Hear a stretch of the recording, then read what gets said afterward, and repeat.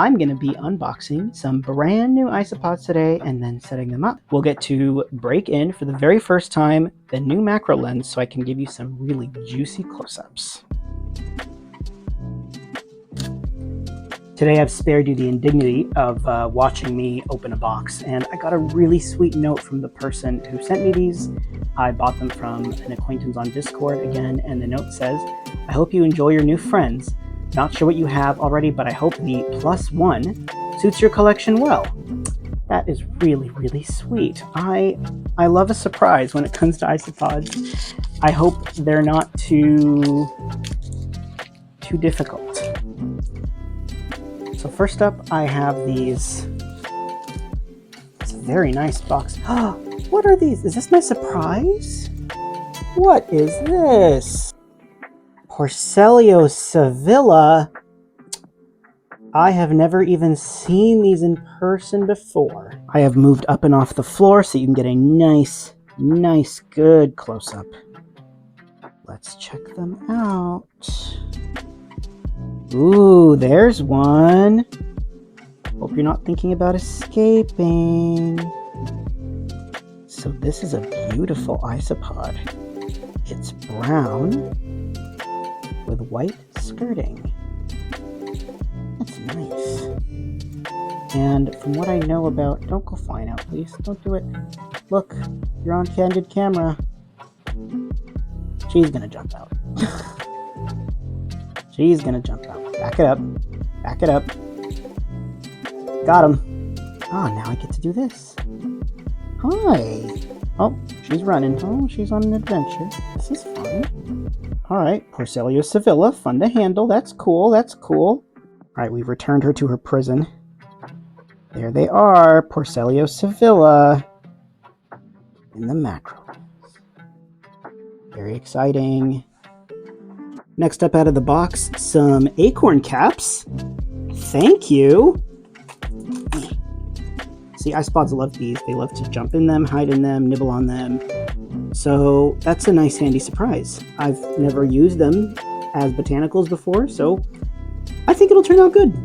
This is a very nice container for an isopod shipment. So in here I'm going to see the Armadillidium espagnoli.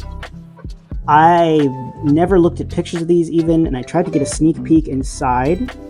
Not getting much information, so let's pop her open. Ooh, let's look inside the box. Can I find anybody? Okay, I see them. Hi, little buddy. They always want to come out. All right, now we can get a better look at this one. Oh, she's running. Almost looks like a piebald Armadillidium sort of guy. Got whites and off-whites and very, very wiggly little ones. Very beautiful. Oh, and there's like a dark coating and a white skirting. That's nice. My first time even seeing this species, I just kind of, oh, you're getting rid of them? Sure, I'll take them. And happy I did. Nice isopods. Isopods, if you will. And finally, in another fancy box, we've got Cubaris Platin Tongue Song. Fast. Running fast. I gotta be careful that they don't escape. There's always one. Hi, buddy. Oh, there she goes. Good thing I have a container underneath. Oh, hi, buddy. You are one tough customer, eh? I can't really get a good look when she's running like that. I just spent an inordinate amount of time trying to get these guys back inside. They were all just running out. So instead of the close-up in their little shipping container, I am going to give you close-ups when they are set up, and happily, the time is now for setup. This is the bin for the Armadillidium espagnoli, and I was told that they like a 50-50 moisture gradient, so I've given them some ventilation holes that will be cross ventilation just on one side, and then the other side will be ventilated just by the bin, not being a gasket closure. It just sits on top. Here's the bin I have for the Cubaris Platin Tongue Song. Just a little bit of ventilation there. I was told that they like a little more ventilation than Cubaris marina. So that's the rule I went by. I've also got 2 cups of soaking sphagnum moss ready to go. Unfortunately, didn't anticipate that I'd also be getting some Sevillas, so I'm gonna need to prepare a bin for the Sevillas and moss. But that was the last of my moss. I had 2 pieces of oak ready to go, but I'm gonna need to prep a third. And I'm kind of experimenting here. It's 100% post oak that people use to smoke meats, and I just let them soak for a day or two to get them quote unquote decaying. Don't know if it actually works, but they can probably nibble on it more than cork bark, so it can't be too bad. And here is the bin of substrate I have prepped and ready to go, and I've written my formula on here. Another experimental mix. It is 3 parts Fox Farm Happy Frog, 1 part soaked oak pieces, and 1 part leaf litter. Check out the dirt. We love the dirt. I like to prep this a few days in advance of getting isopods and just try to have it on hand, because I know that if you just prep the dirt day of and throw the isopods in without giving the springtails a chance to spread out, you tend to get more mold problems than usual. I've also got some extra leaf litter for the top layer. That's for later. Hello? I just found this fugitive, so I should probably set up the Cubaris Platin Tongue song quickly. Captured it on this acorn. Run all you like. Can't escape from me, pal. So I'm going to start with adding the substrate. Here is my dry side, so I'm going to be starting from there. I can see the little dot of that little guy just running. And yeah.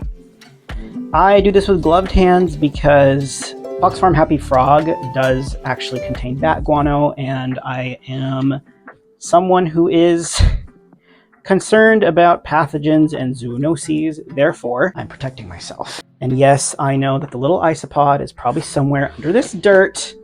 I am not concerned. Isopods tend to burrow anyway. I think she'll probably be fine. And the reason I kind of decreased the depth on the what I intend to be the wetter end of the gradient, move that leaf there, is that I want to create a hydration station with the moss.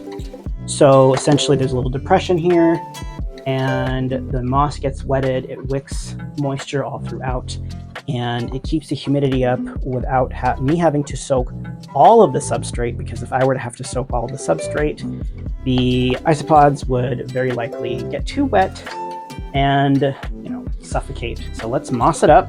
So I do intend to keep the dirt wet anyway, just not soaking, nasty, dripping, wet. Just wet enough. So now I'm just wetting down the edges here. Notice how I'm only siphoning water into the bottom, like this. Now, when I so helpfully say like this, what I'm doing is essentially using this water squirter thingy to direct water to the walls of the bin, directly to the bottom layer of substrate. And what that does is bypasses the top layers so that I don't have soaking wet substrate on top, but I do have a moisture layer on the bottom. And that's just so that, again, I have a gradient not just of dry to wet, but also from the bottom to the top, wet to dry. So if they want to be more moist, not only do they need to move laterally, but also vertically. And it is my understanding that Cubaris tend to like a pretty deep substrate, so I'm going to give them just a little bit more. This is my first Cubaris species that I'm keeping that is not Marina, but one of these like, here's the species, and I guess this is the locality we got it from. We don't know what it's actually called, kind of deal. There is our bin. The depth of the substrate, about 3 inches. Probably deeper than I give most of my isopods because I think my space tends more humid than others. So I tend to go more ventilation and shallower substrate than most other isopod keepers you'll find on YouTube. Just wetting down the edges a little more. I'll also give it a spray throughout for decent throughout moisture. Here we go. Give it a mix. Wipe down the edges so that they can't climb out using that. Now with an actual paper towel. There we go. Okay, now we're going to add our leaf litter. And for these guys, I'm going to go with the... This is a very aromatic leaf I found on my friend's land. I don't know actually what species it is. Here you go. Nice and generous layer. Not too much. Don't want to give them any bridges to escape. I've had a very, very severe isopod escapee problem lately, actually. I keep finding baby Armadillidium vulgare all over my room, and of course, by the time I find them in my room, they have moved on from this world, so I am not happy. I'm still trying to figure out how they're escaping, and it may end up being that I need to just give them a new bin so that it's something that I can guarantee to be escape-proof. Very upsetting, but it is what it is. I don't have leaves on the moss because I don't want the leaves to just get, soaked and yucky. I grabbed a couple more wood pieces for them to hide under. This is just to get them up and out of the substrate and give them a place to gather. There we go. Hello. Their new home. Acorn caps. More places for them to hide. And I'll save the rest for my larger colonies soon. Okay, let's release these eager McBeavers. Here you go. Here they are. There's always one escapee. Still can't figure out how to describe them. A lot of babies. Look at those little guys. Decided to just let them run around on their own instead of trying to dump them out because they seem eager to leave anyway. They're interesting colors. They're kind of silver, wow, with a yellow stripe.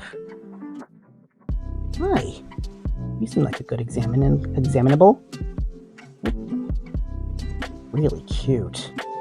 Really sweet little square-shaped Cubaris faces. I love that. Yeah, I don't need to dump them out. They'll leave on their own. Hey! Yeah, yellow stripe, silver body, lighter silver skirt. I think that's an accurate assessment of what they look like. Look at her. She's just an independent woman. She doesn't need me to dump her out. Although I will probably get impatient in a few seconds and just dump them out anyway. Gonna set up the Espagnoli next.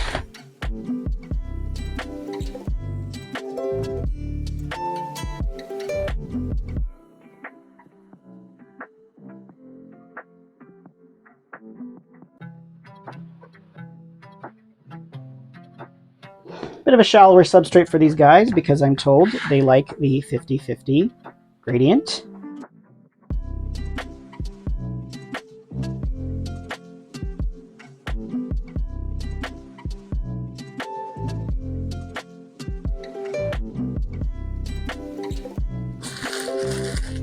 Leaf crunch.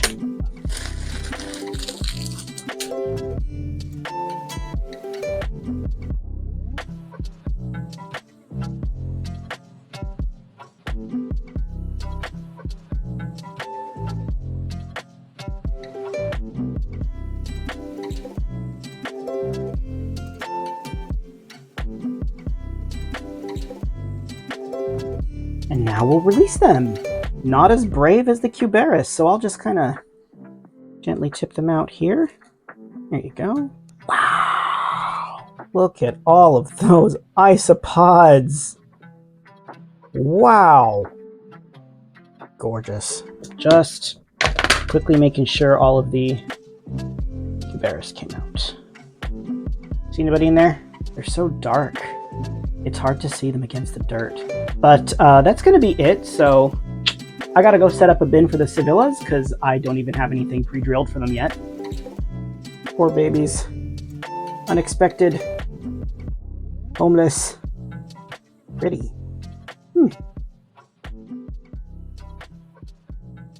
Delightful.